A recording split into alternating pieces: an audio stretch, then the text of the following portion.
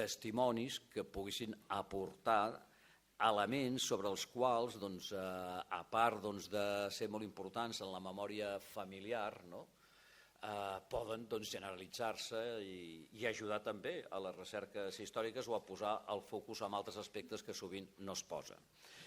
Sobre el tema d'avui, que era la presó de les Corts, era molt difícil tenir protagonistes directes, vives, per poder venir. I per això vam estar pensant amb el Fernando que era bo veure com també s'havia transmès la memòria de les dones de presó dins dels seus àmbits familiars i, per tant, anar als familiars perquè ens poguessin explicar, en positiu o en negatiu, o les coses que vulgueu, si es parlava o no es parlava o com es parlava, d'aquesta memòria de la presó, que després direm de quines tres dones. Perquè, en tot cas, ara volia dir que a nivell generacional aquí veureu que tenim, i per ordre, des de la meva dreta, una neta, un nebot i una filla, que no està pas malament.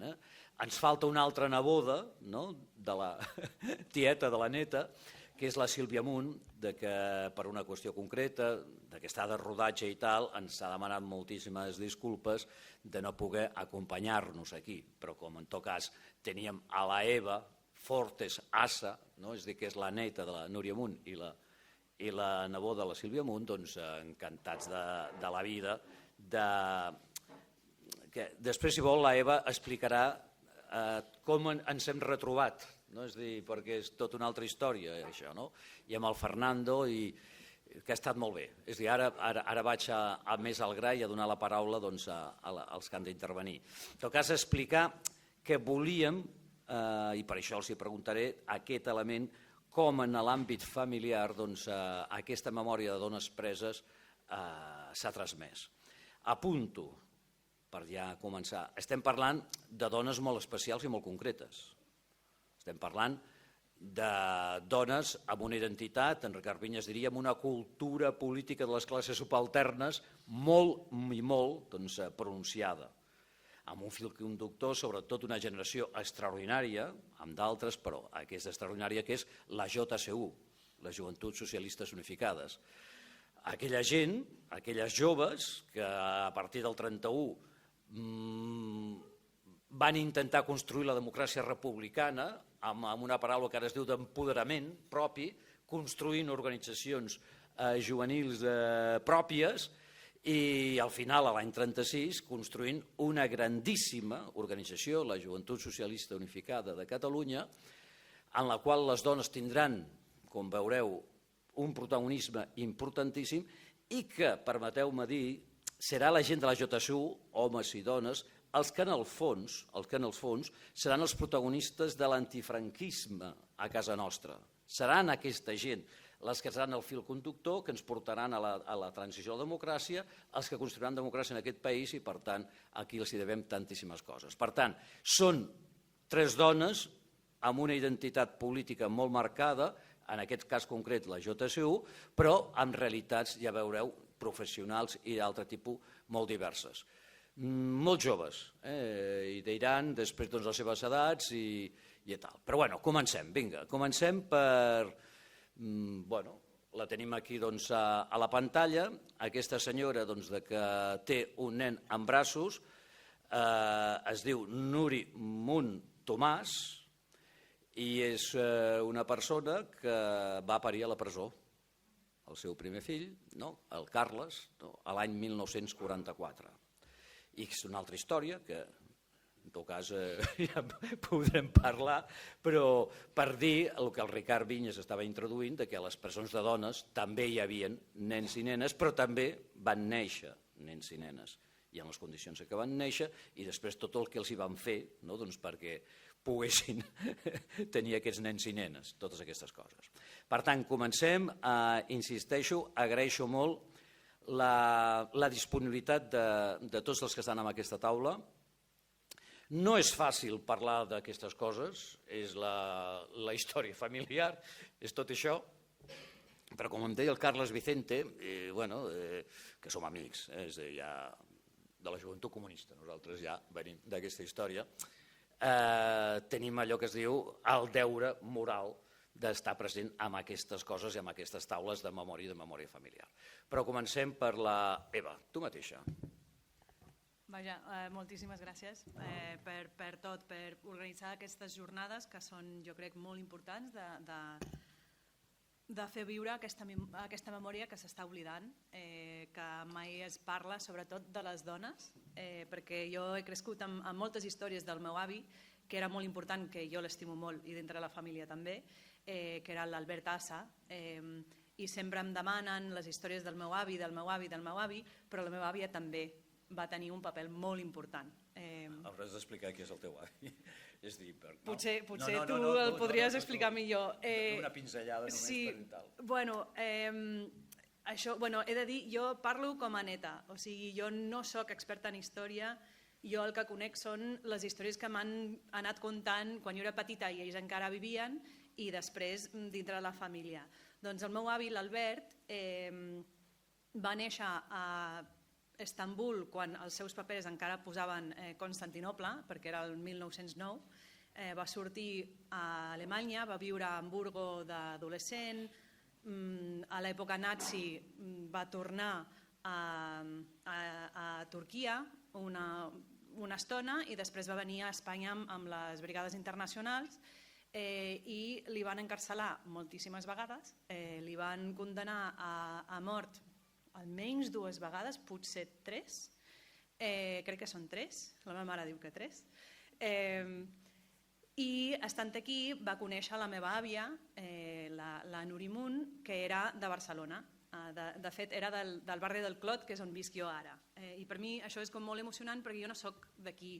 Jo vaig néixer als Estats Units i jo vaig venir aquí fa 10 anys, quan ja tenia 20 i llargs, quan ja tenia més anys que la meva àvia quan va sortir de la presó, perquè ja va entrar, crec que amb 21-22 anys com a molt, era molt joveneta, i això. I una de les històries grans i romàntiques dels meus avis era el que es coneix pel el vuelo, que era el meu avi en algun moment, una de les seves encarcelacions, era aquí, a la Modelo, i juntament amb la meva àvia, que estava fora, van organitzar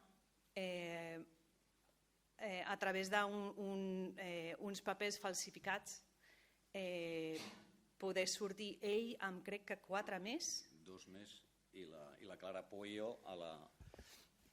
No, és que jo no conec els detalls, per això ho dic, o sigui, jo conec els detalls de la família. Som a l'any 43 i llavors és la gran sortida del que era la direcció del SUC, perquè l'Albert Assa es va quedar aquí per reorganitzar el Partit Socialista Unificat de Catalunya.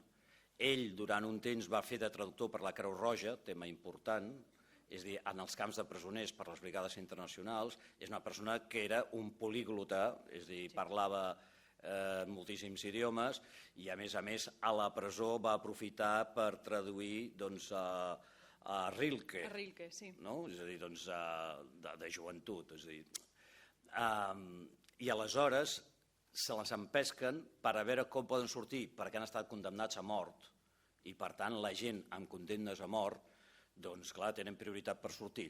I per tant, per sortir, 3 sortiran de la Model i un altre de la presó de les Corts, que és la Clara Pueyo. I estem aquí, però continuo explicant. Sí, doncs, això, clar, històries de la família, això no se li conta a una nena, però les històries de família sí que es van passant en expressions, en bromes mig enteses. Doncs una cosa que jo tenia un talent de petita de falsificar la firma del meu pare i de la meva mare. I aleshores ells, clar... Però en tot cas per situar-nos geogràficament, perquè tu has dit que has nascut als Estats Units, però tu expliques que l'any 51, després de coses i tal, marxaran a l'exili el seu avi i la seva àvia, i embarrancaran, perquè anava una altra cosa, a Barranquilla, i per tant ara estem a Barranquilla. No precisament, o sigui, és encara més complicat. Si vols, també aniré a aquella part. Però només per dir això de la falsificació, doncs, clar, jo crec que uns pares normals veuen que una nena està falsificant la firma del seu pare o la seva mare i diu, o sigui, això no s'ha de fer, no s'ha de castigar. A la meva família no. A la meva família es van riure i van dir, mira, ya lo hace como los abuelos. I llavors, després, amb més anys, vaig anar aprenent aquesta història de la falsificació de documents per poder sortir de la càrcel. Però això que deies del 1951, amb permís de la meva mare, que està aquí, ella sempre diu, perquè en algun moment van canviar el meu avi quan, bueno, una mica de cronografia. Ell surt de la Modelo al 43 i no sé si finals del 43 o principis del 44, però la meva àvia ja estava encinta, la van captar a ella i la van ficar a la presó de les Corts, ja embarassada. I aleshores el meu tiet, el Carles, va néixer a les Corts. Després, i se diu a la meva família que era precisament perquè sabien que era la dona de l'Albert Assa i aleshores la van encarcelar perquè ell vindria.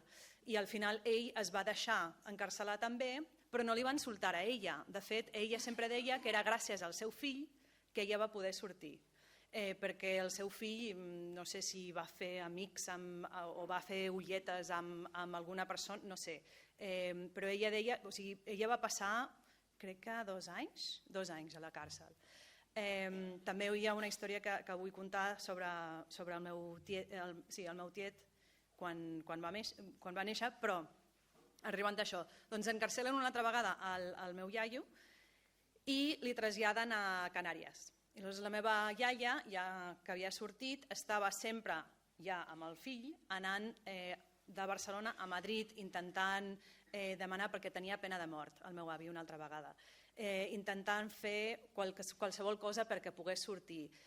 Es va anar a Canàries i la Sílvia, la meva tieta prima, cosina, tenia tota una història de com es van conèixer els seus pares, que era gràcies a aquest viatge, que si tenim temps, perquè entenc que hi ha més gent que també vol contar les seves històries, puc contar una mica d'aquella. Doncs, finalment, ella va aconseguir, a través de, crec que la Creu Roja,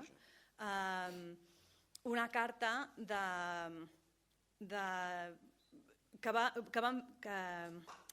com es diu? Traslladar? És a dir, del cònsol, el cònsol de Colòmbia, per poder tenir la residència a Colòmbia. No exactament. No, o sigui, transmutació, perdó. Van transmutar la pena de mort. Va commutar, però després va commutar és de... En un exili. En un exili forçat. Exacte, però tu no pots viure aquí i has de marxar i a veure qui t'acull. I allà a Canàries, jugant als escacs, doncs amb el cònsol... Jo no coneixia... O sigui, la versió que jo coneixia era que el meu avi coneixia alguna persona jueva a Colòmbia, no? Mira, la meva mare diu que no. Bueno, o el cònsol jugant a escacs, no sé. Se'n van a l'exili. Se'n van a l'exili a Colòmbia i la meva mare va néixer a Colòmbia.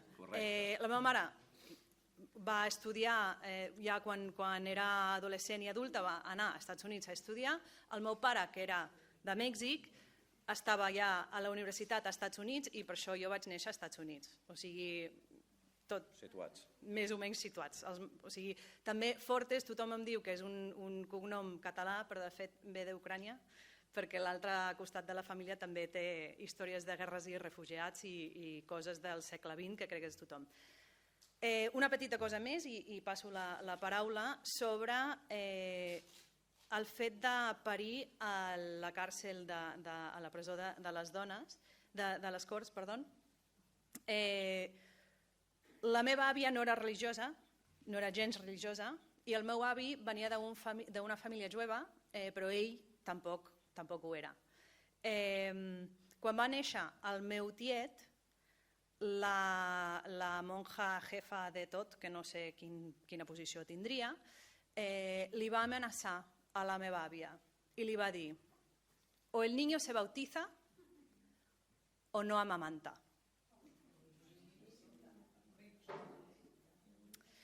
I aleshores això s'entén en la meva família com una amenaça d'expropiar el nen.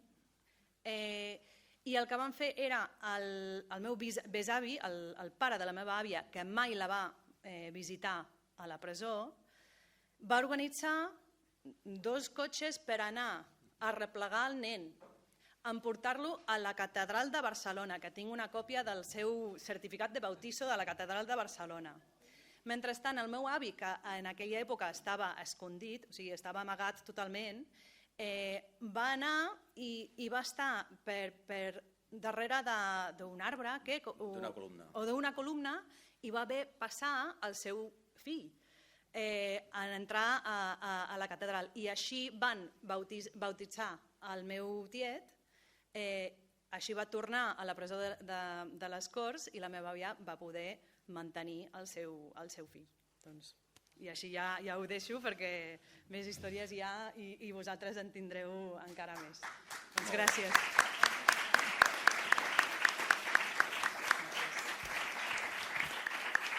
Carles Vicente. Gràcies. En primer lloc, gràcies perquè estigueu aquí presents. Gràcies perquè estigueu aquí presents i volent escoltar històries de veritables dones, jo crec que molt poderoses i anònimes, en la majoria dels casos, que han aguantat una lluita durant tota la seva vida pagant un preu a vegades brutal, o quasi sempre brutal. Després agrair-li a l'Andreu que em truqués. A mi se'm fa molt incòmode parlar de la Isabel Vicente per 2 motius. No hi he parlat mai en públic, ho he parlat així amb amics, amb col·legues o inclús podria dir amb camarades, però no hi he parlat mai en públic sobre la Isabel. En segon lloc, encara queda la meva cosina Núria, que serà protagonista d'aquests 5 minuts que vull explicar perquè va néixer al camp de concentració i la seva mare cau el 1940 per entrar a la presó de les Corts i per tant és una nena petita, tot i que no viu mai a la presó de les Corts perquè hi ha l'àvia a Barcelona i amb les condicions en què es trobava les preses de la presó de les Corts, l'àvia va assumir quedar-se, que estava ja vídua, diguéssim, quedar-se la criatura. Clar, aquest és un element important. Entenc que una mare, durant 7 anys que va estar a la presó, no va veure créixer la seva filla. I per tant, aquest jo crec que és un element molt potent a la formació de l'esperit d'una persona i que s'ha d'entendre en el marc aquest de la militància antifranquista i comunista directament, si em permeteu, perquè Isabel era, com a persona, una estalinista de dalt a baix. Per tant, jo crec que és important, i quan dic estalinista no ho dic en forma despectiva ni referim exactament a l'Stalin, sinó generacionalment és una militància absolutament potent, molt convençuda, que no es trenca mai fins a la seva mort de l'any 2000. Jo en tota aquesta història, a l'entorn familiar, trigo bastant. Jo soc de 1960. Quan jo començo a tenir consciència, vull dir, quan començo a conèixer la meva tia, posem en 5 o 6 anys, Isabel Vicente és una senyora que treballa en una porteria al carrer Alcalde de Móstoles i que complementa el seu sou, els seus ingressos amb una cosa que es feia molt, que era el treball a domicili. Llavors embolicava calcetes, soldadets. Me'n recordo de soldadets perquè una vegada que la vaig veure em regala una bossa d'això, de soldadets de l'oeste, diguéssim. Però a casa no es parla molt del pas per la presó, que insisteixo, és del 40 al 47, li cauen 11 anys, però els commuta amb treball. Bueno, amb treball no, a mi em consta que els commuta col·laborant amb el cor i col·laborant amb activitats aquestes, diguéssim, que s'organitzaven a través de les monges que controlaven el centre. Doncs Ara se m'ha anat una mica. No, però que després continua a la presó, va estar a la presó Model. Exacte, ella torna a caure l'any 51, per un molt poc temps, encara torna... Vaga dels tramvies. Vaga dels tramvies, sí senyor, i torna, l'última vegada que cau és el 58, per tant jo neixo al 60 i quan, diguéssim, tinc 10-12 anys, evidentment, a casa, la família, diguéssim, hi ha una sensació de, que jo la visc en primera persona des del primer dia, de perdedors, s'ha perdut una guerra, la guerra civil sí que en sentia parlar molt, de la presó no, evidentment de la militància d'Isabel Vicente, molt menys, i diria que la típica família, sabeu allò del franquisme sociològic? Doncs en aquest cas antifranquisme sociològic, és a dir, jo he viscut sempre un entorn on clarament s'estava en contra de la dictadura, òbviament, però sense que detectés cap element que al voltant de la militància, de l'estada a la presó, poques coses més enllà de la Guerra Civil.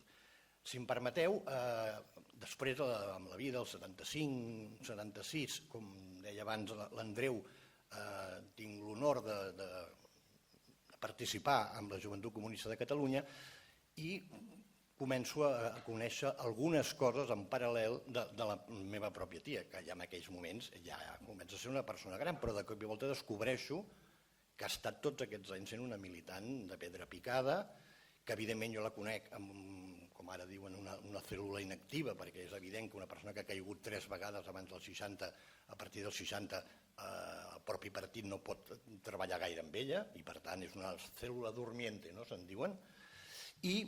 Sí, però explica que va ser candidat a les primeres eleccions. És el que anava a dir. I aleshores jo vaig recuperant, en primer lloc, això és el Nous Horitzons de l'any 76. Revista teòrica del SUC. Revista teòrica del SUC, després va agafar un format una mica més gran, però vaja, i aquí hi ha una mena d'entrevista, sembla que sigui un article escrit per ella, però no és escrit per ella, seguríssim, perquè es nota que parla en primera persona com si contestés a algú, on hi ha, per mi, el millor relat del que van ser el seu pas pel camp de concentració, allà on va néixer la seva primera filla, la Núria, la tornada a Espanya i aquesta primera caiguda que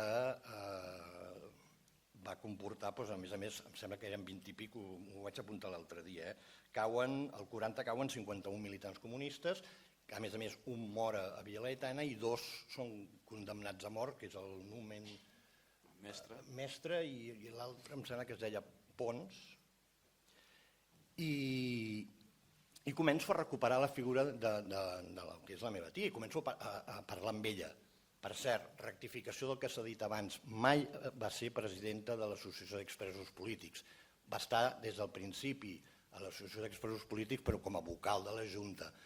Jo vaig tenir el plaer de poder col·laborar amb l'associació quan estava fent la carrera, més o menys el 77 o així, quan ells estaven al Portal de l'Àngel i col·laborant, passant les actes de les sessions i cobrant la quota, aquest tipus de coses que podia fer. Però clar, allò va ser una experiència molt interessant perquè em va anar obrint cada vegada més el coneixement del que pot haver estat la lluita, en aquest cas d'una dona, durant tots aquests anys. Tornant una mica cap a les Corts, hi ha algunes anècdotes, ja dic, per mi el més colpidor, quan en soc plenament conscient, és el fet de que, ateses les condicions absolutament demencials a nivell sanitari, a nivell d'alimentació que hi havia a la presó, en aquells moments, l'àvia, una àvia que jo no he arribat a conèixer mai, es queda amb aquesta primera filla i per tant només es veuen periòdicament. Això ha de ser molt fort. Però sí que detectaves una cosa que s'ha comentat abans, parlant amb ella, ja dic, als anys 70 i picos, és a dir, que ja havia passat molt de temps, per tant és memòria personal i quasi personal meva, perquè jo l'he reconstruït a partir del que m'han explicat, no? La sensació de solidaritat i de, ara diríem, sudoritat que segur que la Isabel utilitzaria aquesta paraula, perquè tota la vida es va mostrar com una dona profundament defensora dels drets de la dona, vull dir, digue-li feminista o digue-li com vulguis. Doncs aquests elements de solidaritat entre les preses, això que s'ha comentat de cosir i treure clandestinament productes fets amb mitja, diguéssim, o el que sigui, per recuperar uns diners i poder subsistir, perquè el que sí que explicaven és justament la penúria que es vivia dintre la presó. Però mireu si allò de la solidaritat hauria ser fort, com a dones, que una vegada parlant em diu jo, en tots els anys que vaig estar allà, aquesta primera condemna que va estar 7 anys, mai van venir a buscar cap dona per fusellar-la, excepte una, i era una falangista. Era una dona que durant la Guerra Civil aquí a Barcelona va tenir una relació amb un oficial de la República, una veïna també la va tenir i això va acabar amb denúncies, però les dues senyores eren falangistes i amb aquesta la van afusellar. O sigui, i em diu, mira que és bèstia la vida, amb les que érem aquí, i l'única que jo he vist que la treuen de la cel·la per anar-la a afusellar era una falangista. Per això al 40 i pico, vull dir que... Ho explico perquè en el seu moment em va cridar molt l'atenció, perquè les coses mai són blanques i negres i moltes vegades els grisos, moltes no, sempre, els grisos imperen per dalt i per baix. Jo no vull allargar gaire més, em sembla que si vols després seguirem parlant o explicant-nos... Sí, no, farem... Anna, i posat... La teva mare és Nuri, no? Nuri. He posat aquesta foto perquè a l'entrada, és a dir, doncs, amb la filla de la Nuri Munt, la mare de la Eva, no, que la tenim aquí, m'ha donat aquesta fotografia, és a dir, que és de la presó, l'any 44, quan pràcticament tenia pocs mesos el seu fill Carles, i és curiós perquè és la mateixa foto, gairebé, que la que teniu aquí, però tot just, no sé com ha fet el Fernando, que ha tallat, ha tallat, és a dir, a la Isabel Vicente, perquè la Isabel Vicente és la que estaria aquí, a l'esquerra, està la Isabel Vicente també amb aquesta foto que li agraïm molt a la Nuri Assa Munt. Vale? Sí, claro, com no? Perdoneu, volia donar un gran agraïment, perquè quan he explicat tot aquest procés de reconstrucció de memòria a partir de conèixer la teva tia, clar, però també al voltant de materials, volia donar un gran agraïment a la feina feta per l'Associació de Presó de les Dones de les Corts i sobretot per la web, perquè em va permetre contrastar, com un petit mosaic, històries que et venen orals i que poden ser certes o no certes, amb històries que després veus que estan contrastades des d'altres visions. Per tant, vull des d'aquí donar, perquè em sembla que és una feina la que han fet extraordinària i que cal continuar lluitant per ella, no només perquè ja tinguem el monument instal·lat, val la pena seguir estant al darrere d'aquest tipus d'iniciatives. Perdoneu, Molt bé. Molt bé, Carles. L'Anna Maria ja veureu que s'explicarà també una història d'aquestes... Això està obert? De lluita sorda i constant. Sí? Bé, jo primer, per mi és un honor estar aquí, compartir taula amb vosaltres i en aquestes jornades, que són continuació de les de Madrid, que també vaig estar i em va semblar que era una gran feina i espero que serà veritat que anirem a Segòvia i a Saturraran i a Moravieta allà on puguem, perquè realment hi ha història per fer tot arreu. Bé, jo vaig ràpid. La meva mare era presa de guerra, diguéssim. I ara d'aquestes ja no en queda cap. Totes són mortes i per tant quedem els familiars i hem de parlar el que ens han explicat. Jo fa anys que estic a la plataforma del monument de la presó de les Corts, des del 2012. He parlat bastant de la meva mare, Anna Solà Cerdans, que crec que el que més ha quedat d'ella era que va tenir una història d'amor entre reixes, entre un pres de la Model i ella que estava a les Corts, però bé, això seria la part anecdòtica, perquè realment hi ha una part molt dramàtica amb aquesta història. I ara us faré un breu resum de la personalitat de l'Anna Solà Cerdans i després us llegiré alguns petits paràgrafs de memòries d'ella que no han sortit enlloc perquè són les seves vivències del dia a dia a la presó amb dones que no les he vistes mai més, per tant farem això. Bé, quan va començar la Guerra Civil, la meva mare era molt joveneta, només tenia 17 anys. Era una noia avançada per la seva edat i bé, va anar a treballar, la van cridar per ser mecanògrafa de la Delegació d'Economia i Transports de la Generalitat de Manresa. Primer va ser taquimecanògrafa normal i després va anar fent de secretària dels caps de departament, entre els quals hi havia Josep Rocosa Vila, que va ser el fundador del PSUC a Manresa. Ella, evidentment, es va afiliar també, i també al sindicat de la UGT. A part d'aquesta feina a la Generalitat, va ser una de les noies impulsores de la Unió de Dones Antifeixistes que havia fundat la Dolors Piera. Ella va ser impulsora i secretària de propaganda a Manresa. I també secretària del Comitè Jurídic del Socor Roig. I participava activament en l'organització d'ajudes als soldats del front, als ferits, l'acollida de refugiats, infants, etc. Era molt hiperactiva, sembla. També era corresponsal de premsa i ràdio i va ser una de les dones que més va escriure a la premsa del Bages en temps de guerra. O sigui, estan classificats tots els articles que va escriure, que són moltíssims. I a més, van aparèixer unes fotos de Francesc Boix, que es van adquirir fa molt poc la Comissió de la Dignitat, en les quals hi ha 5 fotos que apareix Anna Solà Cerdans, que és l'única identificada d'aquell acte que es va fer a Manresa en un teatre que es diu el Cursal. Apareix i només s'ha pogut identificar ella. O sigui que bé, aquesta és una mica la trajectòria d'Anna Solà Cerdans. A l'acabar la guerra no va marxar a l'exili, cosa que va ser una imprudència. I clar, va ser denunciada i detinguda el 10 d'abril del 39. El seu pare, que treballava a l'Ajuntament, va ser fulminantment despatxat, els van requisar totes les coses de valor, els van fer fora del pis, a ella la van traslladar a la presó de Manresa i després a les Corts a finals d'abril. El 29 de maig va ser sotmesa a un Consell de Guerra juntament amb 18 persones més. Va ser acusada de adhesión a la rebelión militar con agravantes y roja y separatista. I el fiscal va ensenyar un tros de diari amb el qual ella feia una glosa, o sigui, reproduïa un discurs d'en Companys i feia un petit comentari. I aquella va ser la prova perquè fos una petició de pena de mort.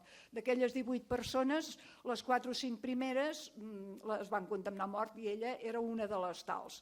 I explico una anècdota que sempre la dic perquè estava allà escoltant tot i diu que estava així i quan van sentir pena de muerte es va clavar les ungles en els braços perquè clar, m'imagino que això deu ser molt, molt terrible. I quan va tornar a la presó tenia sang i les companyes li van dir però que t'han torturat? I diu, no, és que he sigut jo mateixa que m'he clavat les ungles del susto, per dir d'alguna manera. Va estar 15 dies, a veure, la pena no es confirmava al mateix moment, hi havia la petició, després els tornaven a la presó i estaven X dies que deliberaven i després confirmaven la pena. Ella va estar uns 15 dies que no sabia exactament si li posarien pena de mort o no i mentrestant hi havia saques a les Corts. Va ser una època que van treure algunes dones a fusellar, per tant va patir l'angoixa de veure com treien dones de matinada i no sabia si algun dia seria ella. Finalment, gràcies als avals que el seu pare es va arruïnar per aconseguir avals, va haver de pagar 15.000 pessetes amb un advocat que va aconseguir proves i coses, li van deixar la pena 20 anys i un dia. I llavors, bé, va estar a la presó, llavors va iniciar aquella correspondència amb Josep Batalla, que era un tinent republicà, es van enamorar, etc. Què passa? Quan va sortir de la presó la vida va ser duríssima, ostracisme laboral i en fi. Però ara jo el que vull llegir realment és la seva experiència, alguns dels paràgrafs que explica què passava a la presó.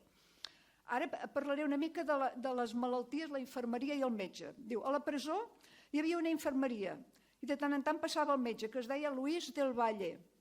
Un hivern Jo vaig agafar unes angines infectades amb otitis i m'ofegava. Estava a 40 de febre i no podia parlar. Vaig anar a la infermeria i el metge va ordenar a la monja que em quedés al llit i em donés alguna cosa per la febre. Però així que el metge va marxar, una monja em va dir: tu, levántate y vete al patio que no tienes nada. I tremolant vaig haver de sortir al pati ple de bassals, amb un fred horrorós, i sort que unes companyes em van deixar les flaçades i van subornar unes preses de la cuina perquè ens donguessin aigua calenta i sal per fer gàrgares, i va ser un miracle que no em morís. El que passa que li va quedar uns problemes crònics d'oïdo, en fi. Llavors diu, de vegades alguna dona intentava escalfar aigua anar a la cuina i escalfar aigua, quan no era el moment, no? Perquè només hi podien entrar les de la cuina.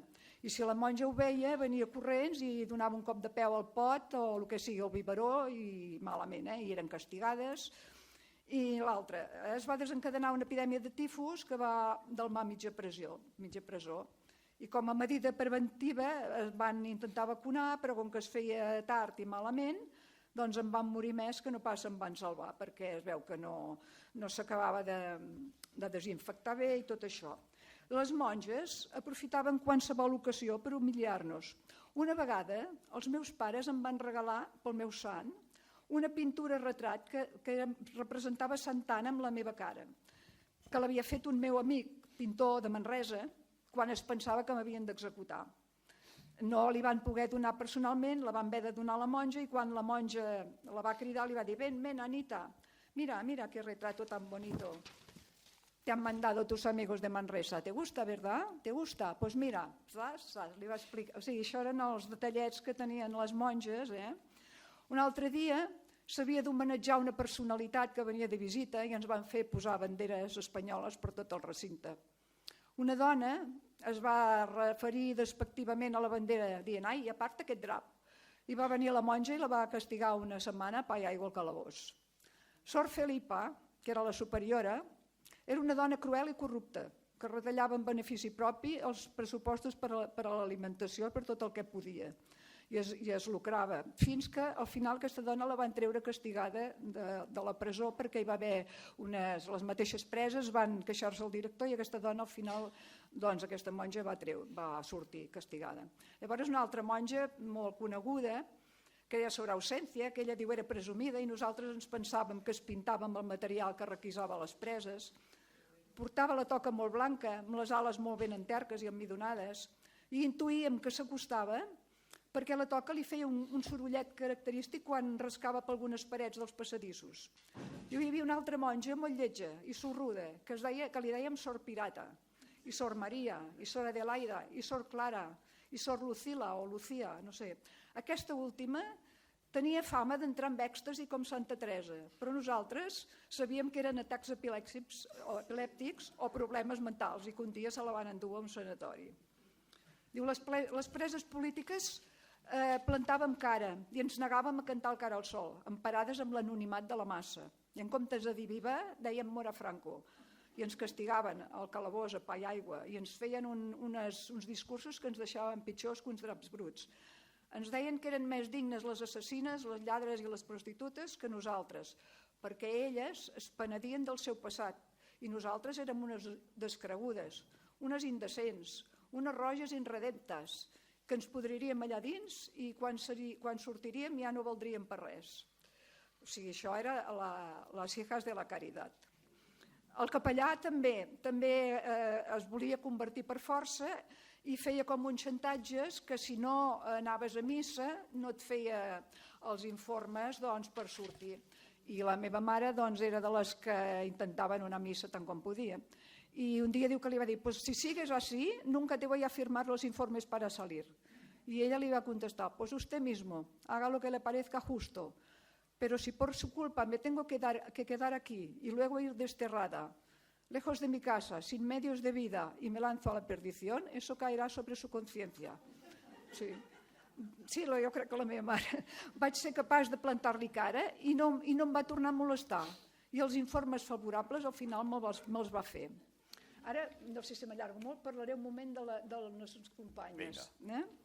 Les companyes, bé, algunes que no tenen ni nom perquè tenien un renom. Per exemple, la Potajitos, Diu, era una dona castellana que no tenia ningú que li portés menjar. Les altres preses compartíem amb ell el que podíem. S'havia procurat 3 llaunes de sardines buides i repartia l'escàs menjar que replegava com si fossin diferents plats del menú d'un restaurant. Primer, llenties corcades. Segon, arròs, pells de fava, tronxos de col, nap, i tercer, pallaringues de cansalada o un tros de carn dura. I diu que anava dient, que rico, imagineu-vos, pobra. Una altra, Lara Conesa.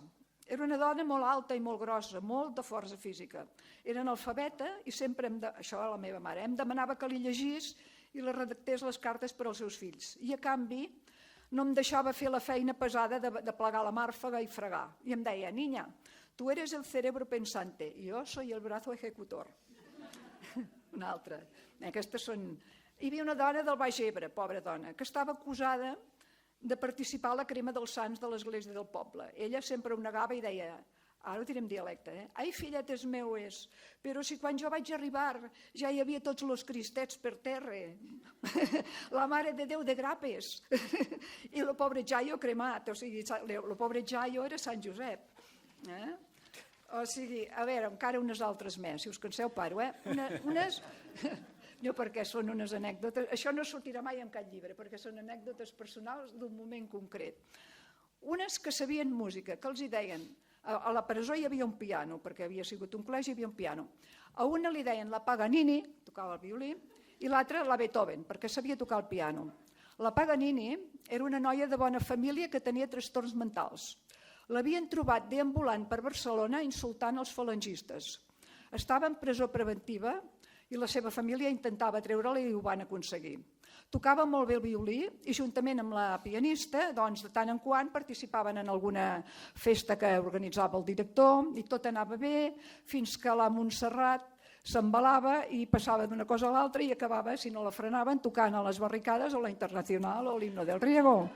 I clar, llavors venien les monges esverades i corrents aquella dona a la presó, a la cel·la de càstig, i bueno, a més, el director don Ángel López Sáez, que era un home que li agradava molt la música, havia fundat un cor de preses.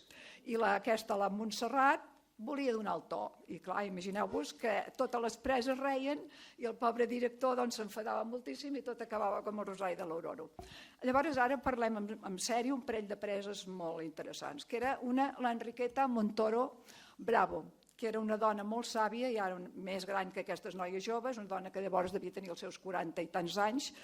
Era una dona amb un gran carisma que la respectaven fins i tot les monges. Era una dona sàvia. I totes les preses, com que li demanaven consells, i aquesta dona va estar involucrada en tots els processos del PSUC i fins a l'any 58 tenia causes perquè es anava... I aquí veig que hi ha un parell de familiars que potser ens voldran dir alguna cosa abans d'acabar sobre l'Enriqueta. La Rosita Espinal, que era una anarquista molt amiga de la meva mare, de Manresa. Aquestes noies, moltes d'aquestes, estaven a la presó a part de ser llibertàries perquè eren nudistes també. I es veu que fer el nudisme era una cosa molt terrible i també s'havia de castigar amb la presó. L'última ja, la Roser Amorós Pla. Aquesta era una altra dona gran que va ser la mare de la meva mare a la presó, perquè la meva mare només tenia 20 anys i es veia com molt indefensa allà, perquè les monges disfrutaven posant a les noies molt jovenetes i com innocentetes al costat de prostitutes, i perquè les barrejaven també, al principi que estaven allà en una sala, tant era, els posaven al costat de prostitutes i llavors aquelles explicaven coses que potser les molt jovenetes els hi feien angúnia i llavors els deien, ai, com se sofoca la niña Melindres. I aquesta dona, la Roser Moró, sempre va procurar que la meva mare estés una mica resguardada de tot això. I bé, em podria dir moltes més, però aquestes són les dones que després, com que moltes eren del Bages, de Manresa, van ser les meves tietes i les meves padrines, perquè jo no tinc família. Els meus avis van morir per circumstàncies de la guerra, jo sóc filla única, i al sortir de la presó els meus pares i tot plegat cap allà als anys 50-60 eren les amigues de la meva mare i jo són la gent que jo recordo que em van influir més. Ells mai van callar, jo sempre he sapigut tot el que passava a casa, què va passar a la meva família, què va passar a la presó, o sigui que quan jo anava a l'escola m'explicaven les lliçons i el moviment i tal i qual, i jo ho deia molt bé, però la meva mare em passava la lliçó i em deia, mira, sí, però això era així, així i així. Per tant, llavors, jo quan anava al col·legi tenia la sensació que jo sabia coses que els altres nens no sabien, i en comptes de sentir-me malament, em sentia superior.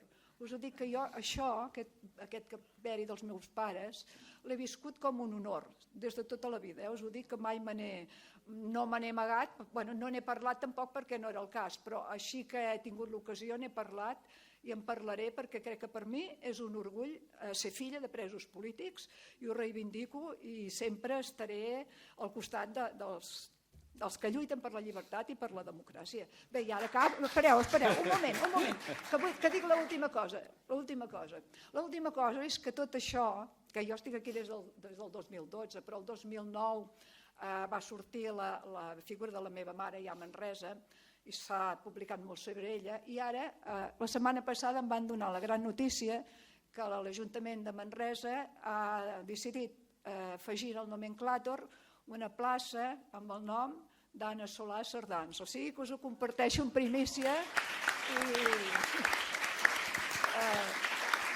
honor i glòria a tots i a totes.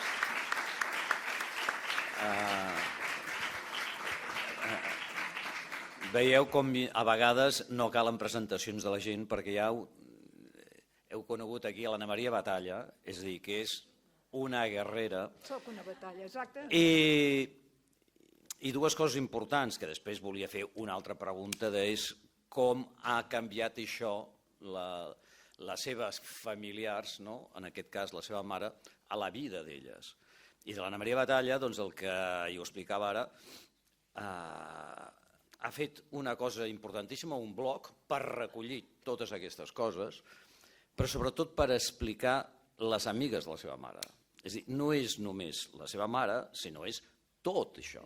I per tant, que val molt la pena, el trobareu de seguida, és a dir, amb el nom de sa mare o amb el nom d'ella, de trobar-la, una feina incansable de pujar documents, de pujar les 50.000 anècdotes aquestes, però amb aquest instint col·lectiu importantíssim de que un no és ningú i que el col·lectiu i tal.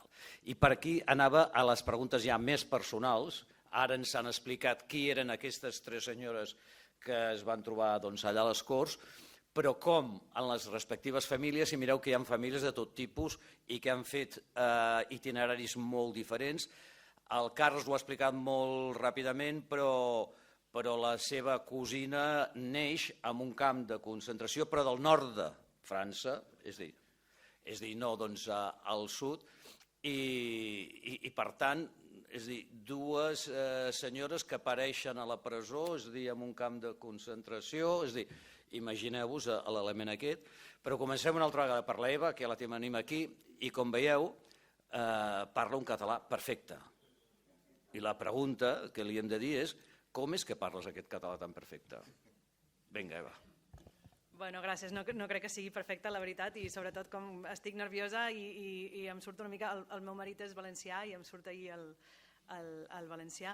Jo vaig estudiar el català a la Universitat de Columbia a Nova York. I per què? Perquè soc nord-americana, però també perquè... No, perquè vas estudiar català. Perquè la meva mare va néixer a Colòmbia, com he comentat, i la seva llengua materna sí que va ser el català. A casa es parlava català amb la seva mare, que era catalana, i el seu pare, que era el turc, però el turc molt lingüista políglota. Però com es va casar amb un mexicà i jo vaig néixer als Estats Units, el meu primer idioma era el castellà amb accent mexicà. Ara porto 10 anys aquí i si parlo castellà és una barreja entre mexicà, colombià, barceloní, no té sentit. Però quan vaig anar a la universitat m'interessaven molt les llengües i la veritat jo volia estudiar àrabe, perquè era el 2005, als Estats Units havia invadit a Iraq, tot era un desastre, ens havíem manifestat, però això als Estats Units no arriba a gaire. I aleshores jo volia estudiar per aprendre, però tothom tenia la mateixa idea i no hi havia lloc a les classes. Però hi havia un curs que cada 3 anys un professor que era català nord-americà oferia un curs de català i jo vaig dir, mira, La meva àvia parla català, la meva mare també, a mi m'agradaria. També tenia una tieta àvia, que aquí està el seu fill i el seu net, que són els meus cosins també, la tieta Monti, que no va sortir de Barcelona, sempre vivia a Barcelona i sempre parlava en català. I quan nosaltres érem petits, jo tinc un germà, veníem de tant en tant, cada 5 anys més o menys, a Barcelona, i nosaltres parlàvem castellà i anglès. I aquesta tieta, la tieta Monti, ens parlava sempre en català. I nosaltres ens enteníem un 65%, un 70%, però ella s'empenyava en sempre parlar-nos en català, fins que jo vaig aprendre el català i aleshores em va parlar en castellà. Però amb el català vaig poder practicar amb la meva àvia i conèixer-la d'una altra manera. O sigui, ella em va poder contar les seves històries en català. Que era una diferència. Una cosa que la meva mare sempre em contava de quan ella era petita a Colòmbia, amb les seves amigues parlava en castellà, però la mare en català. Però quan hi eren les amigues, doncs parlaven en castellà per ser més inclusius, i la meva mare sempre diu que se sentia com si mentia al parlar a la seva mare en castellà, perquè no era la seva llengua. Doncs això per mi ha sigut com un honor de poder aprendre aquesta llengua familiar i entrar una mica en aquesta història. Jo li he preguntat això perquè podríem parlar moltes coses, però d'aquestes coses a vegades no es parlen en el context d'una jornada sobre dones, presons i tal, que és el tema d'identitat i de llengua. I a mi, la teva àvia em va explicar, molt orgullosa, aquesta història.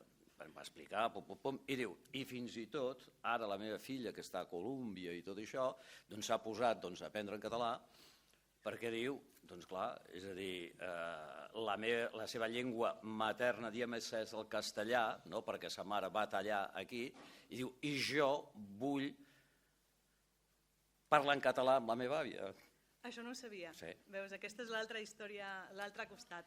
I diu, bueno, em vaig emocionar i tot això, perquè llavors les converses són diferents, com sí que ho ha explicat.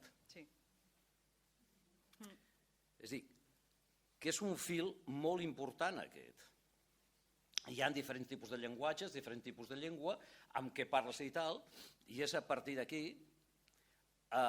de parlar no d'allò que havia passat a partir del 51, sinó tot allò que havia passat abans del 51. Que clar, que era això. I em va explicar, no, i ara està tota una revolucionària contra la guerra i totes aquestes coses, estava orgullosíssima de tot això que feia. Jo recordo que vaig passar un estiu aquí a Barcelona amb ella, només jo amb ella, no amb tota la família, i em va contar moltes històries, em va contar, perquè ella, tu vas contar que la teva mare tenia 17 anys quan va estallar la guerra, crec que la meva àvia va complir 15 anys una setmana abans que va estallar la guerra, i ella va treballar com a secretària de l'Arlandis i va estar al bombardeig de Figueres on van matar l'Arlandis. Ella ho va viure i m'ho contava que ella estava escrivint i van sonar les alarmes i tothom baixava per l'escala i ella no volia. I ella em contava que tenia com una sensació, alguna cosa que li deia que no podia, que havia d'acabar de fer el que feia. I el mateix Arlandis li va dir, Nuri, baixem, hem de baixar. I ella es va negar fins que ella, quedant-se allà dalt i tothom baixant per l'escala, la bomba va caure per l'escala, per la mateixa escala, i va matar a tothom menys a ella. I això ella m'ho contava, i m'ho contava com si encara ho vivia, saps? Uns 60 anys després encara ho tenia molt al cap. Doncs sí, gràcies. No, explicar Hilari Arlandis, ara et dono, Núria, sí, Hilari Arlandis era el responsable de l'escola de l'Exèrcit Popular, és a dir, per entrar a Sant Cugat del Vallès, que estava a l'escola d'oficials i de comissaris de guerra. Li donem la paraula a la Núria. Alça amunt.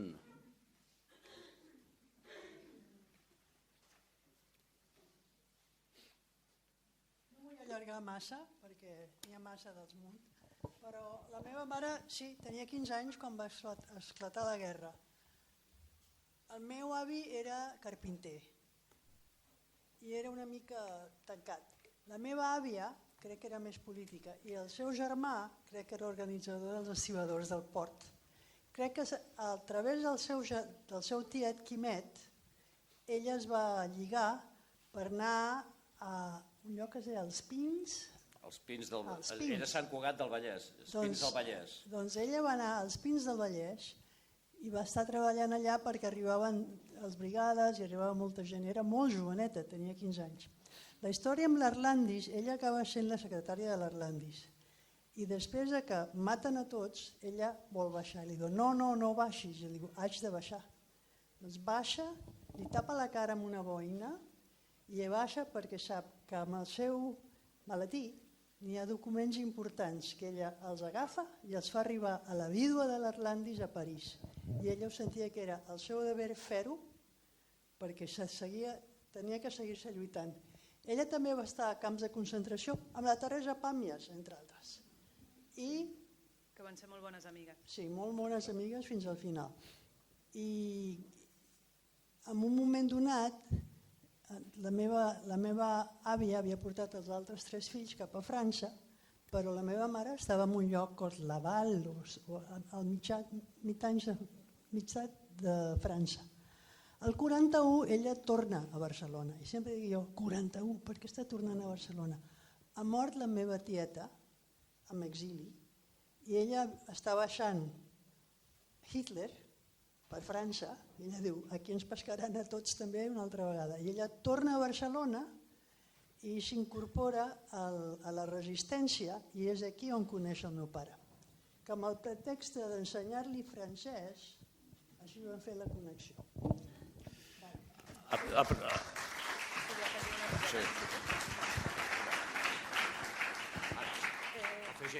Sí, perdó, volia afegir... Gràcies, mama. Volia afegir una coseta només perquè m'has demanat això de la part personal i la meva mare ha nombrat la Teresa Pàmies i a tu també t'he dit... Jo, com ja he dit com 5 vegades que soc nord-americana, però em van donar finalment els papers de nacionalitat espanyol fa 10 anys només perquè jo vaig demanar la ciutadania baix la llei de memòria històrica i per poder fer-ho havia de demostrar que jo era neta de persones que havien sortit d'Espanya obligats o bé per la guerra o bé per la dictadura i aleshores tenia uns documents de pena de mort i exili i tot això del meu avi, però tenia llibres de la Teresa Pàmies on parla de la meva àvia i parla del meu avi i un llibre teu, l'Andreu Magaio, on descriveix exactament el moment on agafen a la meva àvia per posar-la a la presó. I amb fotocòpies d'aquests llibres vaig poder documentar la meva família i, per tant, el meu dret baix aquesta llei de tenir la ciutadania i poder venir aquí a viure. Doncs gràcies. Com veieu, mai ha estat tan útil un llibre com per lo que explica la Eva. És a dir que, evidentment, jo a través de la Teresa Pàmies va conèixer a la seva àvia i per acabar d'explicar tot, i era perquè el llibre és el Soler Barberà. És a dir, quan el Soler Barberà, perquè ho expliquem, el Soler Barberà es va casar amb la teva àvia, no? Sí, més o menys. O sigui, perquè com el meu avi estava a la càrcel, doncs es van casar by proxy, per poders, gràcies, per poders, exacte. El Soler Barberà i el seu avi, l'Albert Ars, es van conèixer aquí dins, a la Model, i a més el Soler Barberà, que sabia també alemany, li va ajudar a les traduccions de Rilke, i es van fer molt amics, i van tenir pum-pum, si coneixeu el Soler Barberà hi ha aquestes coses, i el Soler Barberà, que tot just després de la presó i del desterrament va tornar a l'any 51, tot just un mes després de casar-se ell, ja gran, es va casar per poder amb la Nuri Munt, i òbviament és el que va organitzar tota aquesta anada a Canàries i després de marxar i tot això. D'aquí ve, a mi me va interessar per al Soler Barberà, però va haver un moment que el llibre se'm va escapar i totes les pàgines ja no parlava del Soler Barberà, sinó explicava tota aquesta història que aquí s'ha parlat. I ja que estem en família, val la pena explicar les germanes Munt. Val la pena explicar perquè eren aquestes noietes jovenetes que eren taquígrafes i que prenien actes a les reunions de la JSU, que després va passar a ser la secretària de l'irlandès, doncs la Nuri, però explicar l'Àngels Munt, perquè la Núria ho ha explicat molt ràpidament, però jo crec que val la pena que hem d'explicar aquestes coses. Jo d'aquesta història ja no conec res. No, és a dir, perquè les històries són, bueno, potser doncs no em pertoca a mi explicar-la, les històries aquestes familiars, és a dir, però l'Àngels Munt es va suïcidar. A mi no m'havien contat això. I aquesta M'havien contat que s'havia enfermat. va suïcidar. Ho dic per... I ara entrarem en un altre tema, és a dir, fora, és a dir, la gent que pren situacions molt diferents, no? L'Anna Maria ha explicat, sa mare va prendre una decisió equivocada de quedar-se a Manresa. La Isabel Vicente va marxar, va passar tot això i van tornar. Tornar en aquells moments no era fàcil, ni per les condicions i tal, i a més perquè tornaves amb una sensació que en el marc de la Segona Guerra Mundial es podria fer alguna cosa que acabés amb la dictadura i, per tant, de tornar a com érem abans. Del 40 al 45, encara que no ho sembli, hi ha més mobilització i més antifranquisme a Barcelona i a Catalunya que no pas del 45 al 49. Perquè encara del 40 al 45, i amb la perspectiva minvant per l'Alemanya nazi, de com anava la guerra, molta gent, els estudiants de la universitat, és a dir, hi ha batusses i tot això, i són els primers anys 40, perquè encara creuen que en aquest mar poden girar la truita. I per això tornar, com va tornar la teva àvia l'any 41, i torna per entrar a la resistència. És a dir, que aquesta és la cosa. La caiguda de la Isabel Vicente és la caiguda famosa de la Maria Salvo, de tota aquesta gent, és aquesta enorme de la JSU, per Madrid, Barcelona, en fi, infiltrats, és a dir, tota una història que ha estat bastant ben explicada i documentada. Però era tornar per tornar a la lluita, i efectivament, i és amb una cèl·lula d'aquestes clandestines quan es coneixeran la Nuri Munt i l'Albert Assa, és aquí, no es coneixien de la guerra ni tal, sinó en la reconstrucció i en la resistència del partit. Però hi ha altra gent que no torna, hi ha altra gent que no hi ha la força i la vitalitat d'aquestes tres senyores que parlem aquí. I hi ha gent, i molts, i és un tema que costa molt d'explicar i d'estudiar, de la gent que passant la frontera se suïcidarà. Gent gran que diu després d'això ja no hi ha albada possible i per tant, no en tornarem. Això no és la dictadura Primo de Rivera que en poc temps la gent deia tornarem. En aquells moments la sensació és aquesta. Però he entrat en un jardí que igual no havia d'entrar i per tant no entrarem. I el Carles també preguntar-li, ell ho ha explicat, és a dir, però m'interessaria, encara que no siguis tu, la teva cosina com va viure això de ta mare? La meva cosina vols dir la filla? Sí. Com va viure... Perdona, que no... Sí, la presó de ta mare. És a dir, ser dona de pres, la Teresa Prames va escriure un llibre, però ser filla de presa, és a dir, això com es viu? La veritat és que, primera, no va tornar. Isabel Vicente és d'aquesta gent que col·loquen en Dalla, juntament amb moltes més dones. Les autoritats franceses diuen que tornin cap a Espanya. Per tant, no és que tornés, sinó que la van tornar, que és una mica diferent. Al meu pare li va passar exactament el mateix. Des dels camps de concentració el van tornar. La filla, jo crec que hi ha hagut... Ara se'm fa molt incòmode, però jo crec que hi ha hagut una reacció, la Núria Carbonell,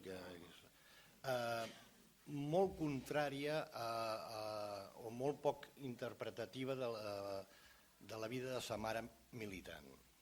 No sé si m'estic explicant. És a dir, jo trec el cap ja i Franco, mira com avui, quasi està a punt de morir. És molt diferent la situació.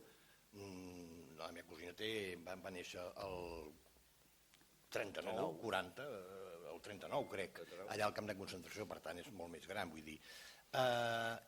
I sempre m'ha semblat una branca familiar, o sigui, una part de la família que el tema de la política no només no els interessava, sinó que ho consideraven font de problemes. I curiosament, la Isabel va acabar tenint una altra filla, la Sílvia, que va morir ara fa uns anys, era bastant més jove, tenia potser 4 o 5 anys més que jo, i aquesta noia sí que des de bon principi que vaig saber que es dedicava, doncs estava a comissions obreres, estava militant, però era la segona filla, la que ja neix en un període molt diferent. I, entre parèntesis, abans quan hi ha hagut aquestes enquestes sobre les dones a la presó de les Corts, sobre si eren casades, solteres, eren polítiques o prostitutes o el que sigui, un fet curiós és que la Isabel Vicente es va casar durant la guerra amb en Jaume Carbonell, que era un oficial de la República, que també va marxar quan va acabar el conflicte, juntament amb els altres 2 germans de la Isabel, un el meu pare, i quan l'any 40, quan va sortir de la presó, es va veure obligada a tornar-se a casar perquè el matrimoni no era reconegut. Ho dic perquè vol dir que durant aquells 7 anys que va estar a les Corts, quan l'àvia portava la Núria, la criatura, a veure sa mare a la presó, hauria constar com a soltera, perquè no li havien reconegut i es va haver de tornar a casar, diguéssim, en termes franquistes per legalitzar la situació. Simplement això. No, feia aquestes preguntes i em sap greu, feia aquestes preguntes tan personals i tot, perquè hem de veure que aquí tenim 3 persones que tenen allò que es diem el deure moral d'explicar, no? És a dir, el que van fer i el que els hi van fer, no? Que són 2 coses diferents, però perquè a vegades s'explica el que els hi van fer i no els que elles van fer i que per tant que no eren un espassavolant sinó una gent amb una identitat i una cultura política molt determinada. Però no sempre troba gent que vol parlar d'aquestes coses des del punt de vista familiar, una cosa és parlar d'altres i una és parlar d'un mateix, i 2, i no sempre hi ha aquesta identificació, empatia, admiració i diguem-ho com vulguem, no? És a dir, perquè no sempre les coses són d'aquesta manera, és a dir, que hi ha multitud de casos i tal que pensen, i per això he introduït aquest element, de dir, escolti, la gent que va fer tot això paga un preu molt dur a la seva vida ja personal i familiar.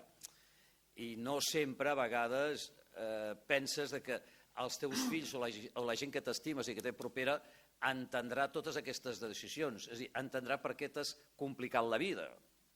I aquí estem en unes situacions extremes, a la guerra, la postguerra, però si parlem dels anys 60 i 70 de la generació de top, que passa el mateix, de gent que no els afusellaran però que es complicaran la vida, perdran la feina, perdran no sé què, és a dir, el pacte de la fam, és a dir, totes aquestes històries, llistes negres, i ara aquí, i ara allà, i clar, i no tothom ho viu de la mateixa manera, no tothom ho viu pensant de dir, hòstia, que collonut que els meus pares, la meva mare, d'on sigui, diu, hòstia, podien ser els altres i les meves portar-me a l'escola cada dia.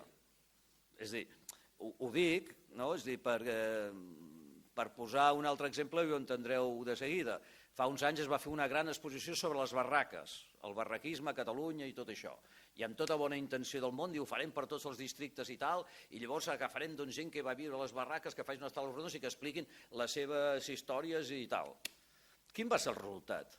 La gent no volia parlar d'això. Tret d'aquella gent amb una consciència de classe molt gran que diu, bueno, escolti, doncs sí, jo vaig viure a una barraca i tal, i per tant, i vam lluitar, i el 47, és a dir, i tal, moltíssima gent va dir, no, escolti, jo no, per què? Per moltíssimes raons, perquè la gent no té un bon record d'allò, perquè la gent no vol ser pobra, perquè la gent no vol explicar misèries, 50.000 coses, és a dir, que amb bona voluntat algú diu, no, a partir d'aquí trobarem fons orals que expliquin tot això, i quan em venen els meus alumnes jo els dic, compte que igual la gent no té ganes d'explicar. I per això he volgut introduir aquest element més personal, no tan sol que expliquessin qui eren aquestes 3 dones, sinó com, personalment, familiarment, s'ha viscut les vicissituds d'aquestes senyores que van prendre una decisió o la van tal, però com també va afectar amb elles en aquest marc i com els hereus també les veuen d'una altra manera. Sí, home, com no. Una anècdota. Això que veieu aquí és allò que et donen els enterros l'any 2000 a la tia Isabel. Recordatori. El recordatori, perdoneu. Joana Isabel, per cert, és que es deia Joana, però sempre Isabel, moria a Terrassa, tal i qual Pasqual. I un poema de Rabindranath Tagore, com haguéssim pogut posar, sabia quina bestiesa. Això, clar, això ho encarrega la família directa, les filles o la filla. Però al costat d'això hi ha un taüt amb una bandera vermella, amb una falda i un martell que no te l'acabes, i la bandera republicana. Clar, això coincideix amb això. Ja no es van atrevir a posar-li una creu, perquè ja hauria sigut una mica bèstia. Però, home, és un fet curiós. Veies el taüt amb les dues banderes i els companys i companyes de lluita que van venir a la cerimònia, i al costat, bueno, i et donaven això. Dius, home, no sé si et respon una mica la pregunta que feies, vinga. Com s'ho prenen. Home, jo entenc que hauria ser una hiperputada per la seva filla gran, sobretot, perquè vol dir conèixer molta ta mare, però és que a més després és com el tema laboral, i per això abans deia allò dels blancs i negres. La Isabel entra als 14 anys a la Sedeta, la fàbrica que hi ha al carrer Sicília de tèxtil. Quan torna a Barcelona des de França no l'admeten. Quan surt de la presó el 47 l'admeten, i el 51, quan torna a caure amb la vaga dels tramvies, ja li diuen, senyora, aquí ja no la queremos ver. Vull dir que són blancs i grisos, matisos, perquè dius, i per què l'admeten al principi? I després, quan surt de la presó l'admeten. És molt estrany, vull dir que no són allò les coses tan clares i tan... que hi ha molts matisos que crec que tots els hem de tenir present, però sobretot el que és important, al meu entendre, és que no fem homenatges a aquestes persones, expliquem a aquestes persones. Aquestes persones, moltes d'elles anònimes, insisteixo, aquests dies estava buscant paperots i coses que parlissin de l'Isabel, i en realitat dius, ostres, és gent com ella, no només dones, també homes, que mai van treure absolutament res de la seva lluita personal per la dignitat, per la igualtat, i que ho van fer-ho d'una forma desinteressada i dintre d'organitzacions. I jo, ara que ja tinc una edat i nets i tot, quan sento que tots els polítics són iguals, perdoneu, però jo vull aprofitar el micro per dir m'enerva. M'enerva perquè no és veritat, perquè hi ha hagut gent que ha estat lluitant amb la raó històrica al costat i han passat per la vida com si no haguessin existit. Ja està, no quiero hacer mític. No, però...